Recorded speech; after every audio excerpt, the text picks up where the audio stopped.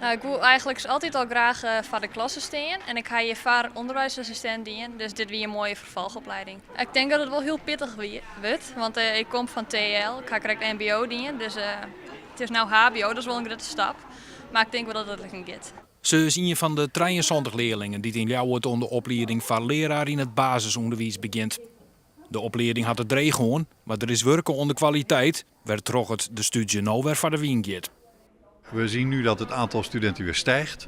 De opleidingen zijn ook aangepast. Kwaliteitseisen bij de toelating zijn verhoogd. En dat betekent dat de kwaliteit van de afgestudeerden straks ook nog weer beter zal zijn. Daar hebben de basisscholen profijt van. De zullen het zien hier in heel Nederland namelijk een tekort wezen van zo'n 100.000 basisschoolleerkrachten. Daardoor is Stenden blij met de toename van de tal PABO-studenten. Ze vernemen op de Ljouwert regelskwallen dat er nou al vraag is naar afstuderen juffen en masters. Ik merk het doordat bovenschoolsbestuurders, en dan heb ik het met name over Friesland, maar ik weet dat dat ook in Drenthe en Groningen het geval is, dat veel bovenschoolsbestuurders bellen met de vraag of er studenten van de opleiding komen. Want ze zitten echt te springen, onder andere om mensen die kunnen invallen. Wat bekend is dat de invallijsten hier in Friesland echt leeglopen.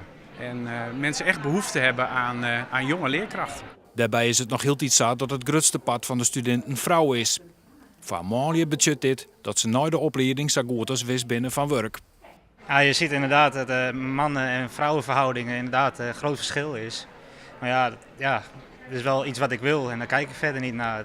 Het is toevallig zo dat het zo uitkomt. Maar dat is wel lekker, want dan komt je aan van de studio en dan kiest je sowieso ergens onder slag.